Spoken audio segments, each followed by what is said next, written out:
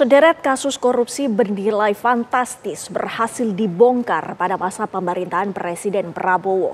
Besarnya nilai korupsi tersebut memunculkan istilah klasemen Liga Korupsi Indonesia sebagai sindiran tajam di tengah masyarakat terhadap parahnya fenomena korupsi di negeri ini. Saksikan benang merah episode klasemen Liga Korupsi Indonesia.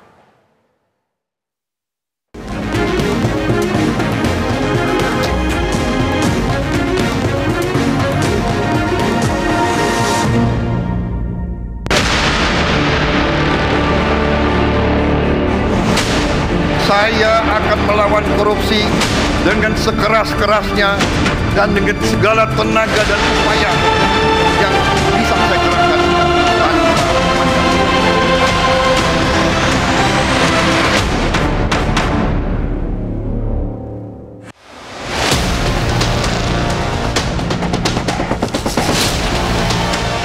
Presiden Prabowo Subianto bergerak cepat menangkap puluhan tersangka korupsi dalam kurun waktu 10 hari awal masa pemerintahannya. Tak kurang dari 28 tersangka ditangkap dengan kerugian negara diperkirakan mencapai 3,1 triliun rupiah. Sederet kasus korupsi yang terungkap pada masa awal pemerintahan Presiden Prabowo cukup mengejutkan publik. Salah satu kasus yang menyita perhatian publik adalah penangkapan 3 hakim PN Surabaya dan pengacara dari Gregorius Ronald Tanur, Lisa Rahmat, yang mengantarkan tim penyidik Kejaksaan Agung pada terduga maklar kasus di Mahkamah Agung, Zarof Rikard. Penyidik Kejaksaan Agung bahkan menemukan uang tunai senilai hampir 1 triliun rupiah dan menyita 51 kg emas dari rumah pensiunan pegawai Mahkamah Agung itu. Kementerian Koordinator Bidang Politik dan Keamanan pada 4 November 2024 membentuk 7 des lintas kementerian dan lembaga untuk percepatan program prioritas Presiden Prabowo. Menko Polhukam Budi Gunawan mengatakan pembentukan ini dilakukan dalam rapat koordinasi dengan kementerian teknis di bawah Kemenko Polhukam. Budi Gunawan menyampaikan 7 des ini akan diberi masa kerja 3 bulan dan bisa diperpanjang sesuai dengan dinamika dan kebutuhan lapangan. Satu dari 7 des lintas kementerian dan lembaga untuk percepatan program prioritas Presiden Prabowo adalah des pencegahan tindak pidana korupsi dan perbaikan tata kelola dengan penanggung jawab Kejaksaan Agung. Pada 24 Februari 2025, Kejaksaan Agung menetapkan 7 orang tersangka kasus dugaan korupsi dalam tata kelola minyak mentah dan produk kilang pada PT Pertamina Subholding dan kontraktor-kontrak kerjasama tahun 2018 hingga tahun 2023. Kejaksaan Agung menyebut pada tahun 2023, perbuatan melawan hukum itu mengakibatkan adanya kerugian negara sekitar 193,7 triliun rupiah. Angka tersebut meliputi ekspor minyak mentah ilegal 35 triliun rupiah, impor minyak mentah melalui broker 2,7 triliun rupiah, impor bahan bakar minyak melalui broker 9 triliun rupiah, kompensasi BBM tak sesuai prosedur 126 triliun rupiah, dan subsidi BBM tak tepat sasaran 21 triliun rupiah. Setelah Kejaksaan Agung merilis kasus dugaan korupsi tata kelola minyak mentah dan produk kilang di Pertamina, masyarakat kemudian membandingkan jumlah kerugian negara dalam kasus-kasus korupsi yang bernilai fantastis dalam klasemen Liga Korupsi Indonesia. Klasemen Liga Korupsi Indonesia adalah istilah satir yang dipakai pengguna media sosial untuk mengkritik tingginya kasus korupsi di negeri ini. Istilah klasemen Liga Korupsi Indonesia pun ramai dipakai untuk memberikan peringkat terhadap kasus-kasus korupsi yang terjadi di Indonesia. Sepanjang pertengahan Maret 2025, terdapat 3 kasus mega korupsi di Indonesia yang dapat masuk ke klasemen Liga Korupsi Indonesia.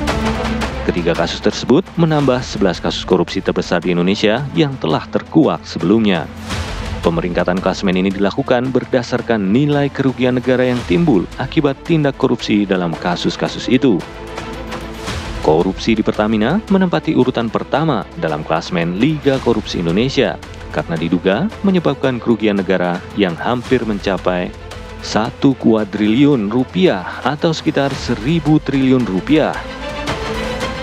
Kejaksaan Agung menyebut kerugian negara dalam kasus korupsi Pertamina sebesar 193,7 triliun pada tahun 2023. Sedangkan tempus delicti atau waktu terjadinya tindak pidana terjadi pada kurun waktu 2018 hingga tahun 2023. Artinya, jika dihitung secara kasar, jumlah kerugian dalam kurun waktu tersebut mencapai 968,5 triliun rupiah. Jumlah ini setara dengan sekitar 27% atau lebih dari seperempat APBN Indonesia pada tahun 2025. Setelah kasus korupsi di Pertamina ini memasuki klasemen Liga Korupsi Indonesia, ranking kasus korupsi di PT Timah yang merugikan negara hingga 300 triliun rupiah pun bergeser ke urutan kedua. Sementara itu, kasus bantuan likuiditas Bank Indonesia atau BLBI berada di urutan ketiga klasemen Liga Korupsi Indonesia dengan kerugian negara sebesar 138 triliun rupiah.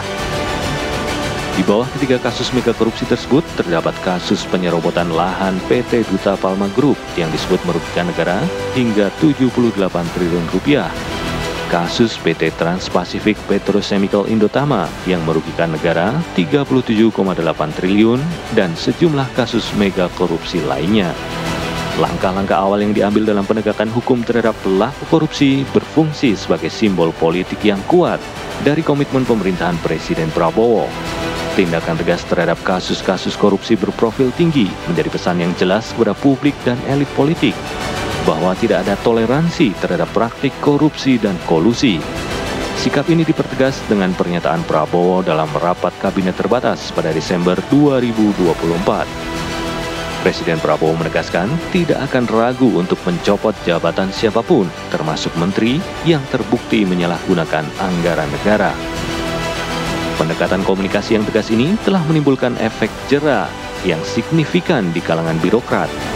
Data dari Kementerian Pendayagunaan Aparatur Negara dan Reformasi Birokrasi menunjukkan adanya penurunan sebesar 15% pada indikator potensi korupsi di lingkungan pemerintahan dalam 3 bulan pertama kepemimpinan Presiden Prabowo.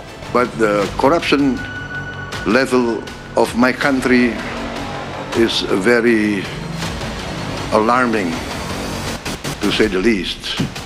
And that's why I'm determined to use all the energy, all the authority invested in me by my constitution to try to overcome this disease, which I think is the root of all the decline in the sectors that you mentioned. Our education sector, research and development, is because of the basic illness of corruption. Sementara itu, pemangkasan anggaran besar-besaran terhadap belanja pemerintah yang dilakukan Presiden Prabowo dari satu sudut pandang bisa dilihat sebagai jurus Presiden Prabowo untuk menangkal korupsi. Jerat sistem ijon dan banjakan APBN menjadi lebih sulit dilakukan oleh para mafia anggaran dan mafia utang.